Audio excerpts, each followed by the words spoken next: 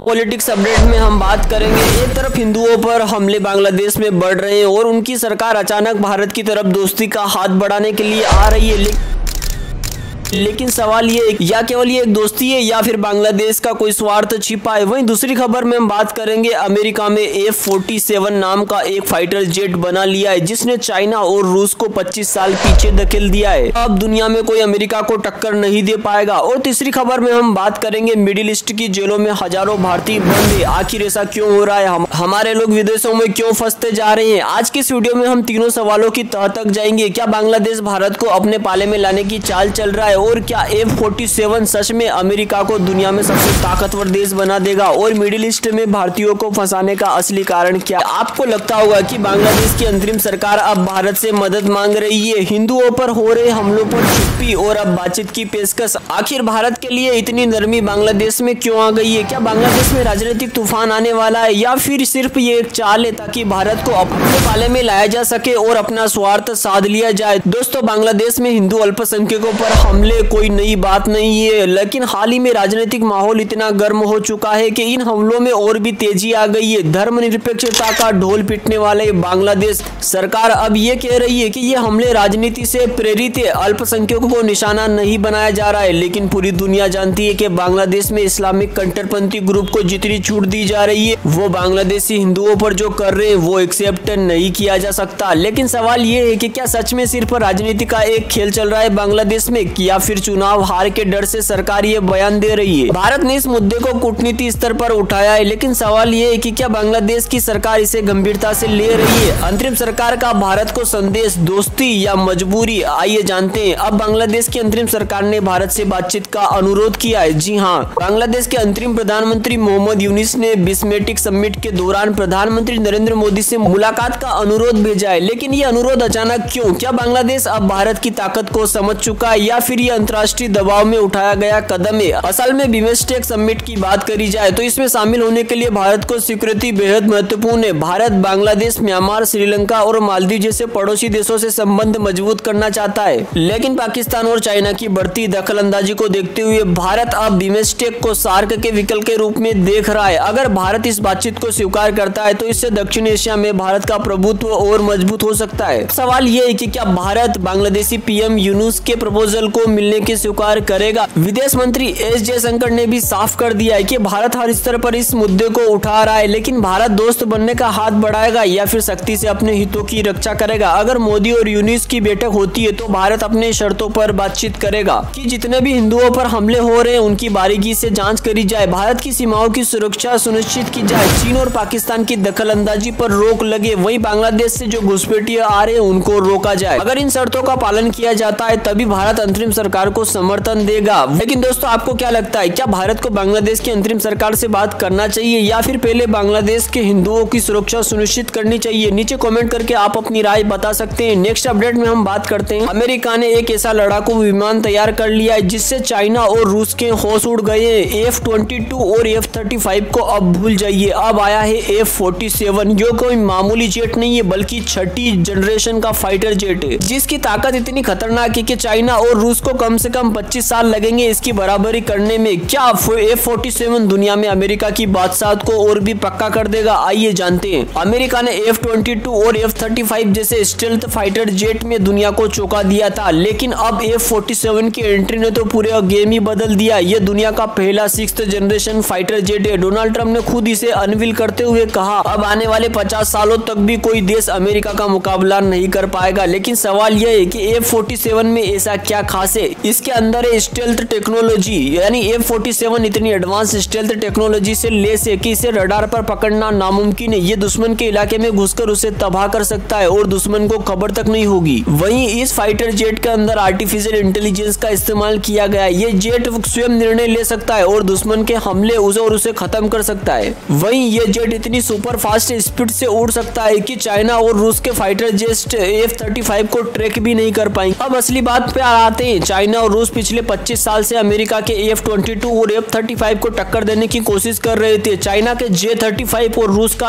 Su-57 लगभग बराबरी पर पहुंच रहे थे, लेकिन F-47 ने इन दोनों को 25 साल पीछे छोड़ दिया है। अब चाइना के लिए F-47 की टेक्नोलॉजी चुराना भी आसान नहीं होगा, क्योंकि टेक्नोलॉजी चुराकर भी चीन को कम से कम 10 साल का वक्त इसे समझने में लगेगा, फिर 5 साल रिवर्स इंजीनियरिंग में लगेंगे, इसके बाद 5 साल टेस्टिंग में लग जाएंगे। मतलब 2050 तक भी चाइना और रूस F-47 की बराबरी में नहीं आ सकते। वहीं सबसे मजेदार बात सुनिए, अमेरिका ने बोइंग और लॉकहीड मार्टिन को 6th जनरेशन जेट बनाने की चुनौती दी थी। दोनों कंपनियों ने अपने अपने फाइटर जेट बनाए, लेकिन बोइंग का F-47 इतना बेहतर निकला कि अमेरिकी वायुसेना ने इसका मास प्रोडक्शन शुरू करवा दिया। $20 अरब यानी 16,000 करोड़ रुपए की शुरुआती फंडिंग भी मिल चुकी है। लेकिन दोस्तों सबसे बड़ा सवाल दोस्तों, क्योंकि भारत के पास 4th जनरेशन फाइटर जेट्स भी अभी अवेलेबल नहीं है, यानी हमारे पास वो टेक्नोलॉजी नहीं है 4th जनरेशन वाली, वो भी हमें रशिया से एक्वायर करनी पड़ रही है। क्या भारत को इसमें जल्दी से जल्दी काम कर देना चाहिए? नहीं तो हम बहुत पीछे छूट सकते हैं। कमेंट करके अपनी कीमती राय जरूर बताइएगा। अब हम नेक्स्ट अपडेट में बात करते हैं, भारत के हजारों लोग जो विदेश में जॉब्स और स्टडी के लिए जाते हैं, कई बार जेलों में बंद क्यों हो जाते हैं?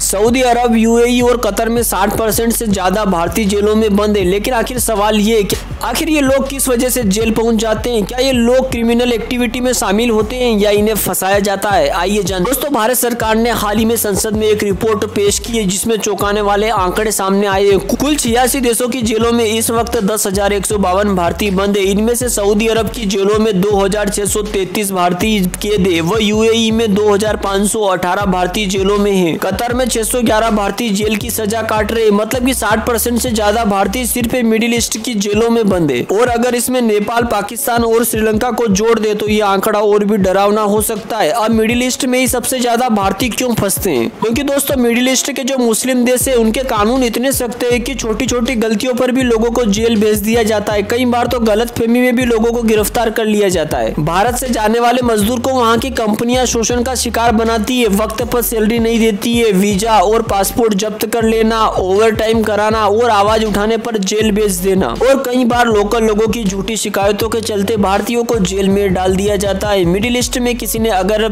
आपके खिलाफ शिकायत कर दी तो आप बिना जांच पड़ताल के सीधे जेल में डाल दिए जाएंगे। लेकिन सवाल ये उठ रहा है कि क्या भारतीय सरकार इन लोगों को कोई मदद करती है? काउंसलर एक्सेस और फ्री लीगल एड, भारतीय एम्बेसी काउंसुलेट सबसे पहले जेल में बंद व्यक्ति की पहचान की पुष्टि करते हैं। उसके बाद काउंसलर एक्सेस के जरिए लीगल मदद देने की कोशिश की जाती है। भारत सरकार ने ICWA फंड की शुरुआत की है, जिसके जरिए जेलों में बंद भारतीयों को फ्री में वकील और कानूनी सहायता दी जाती है। वहीं सरकार ने कई देशों में लॉयर्स को हायर कर रखा है ताकि भारतीयों को कानूनी सहायता मुफ्त में मिल सके। लेकिन सवाल यह है कि क्या हर केस में भारतीय सरकार पूरी मदद कर पाती है? कई बार लोकल कानून और राजनीतिक दबाव के चलते भी भारतीय फंस जाते हैं। और दोस्तों क्या मिडिल ईस्ट में आने वाले भारतीयों को सावधान रहना चाहिए? क्या भारतीय सरकार को और भी सख्त कदम उठाना चाहिए? कमेंट करके अपनी कीमती राय जरूर बताइएगा। मिलते हैं किसी नई वीडियो में, तब तक के लिए जय हिंद, जय भारत। वीडियो को लाइक और चैनल को सब्सक्राइब जरूर करें।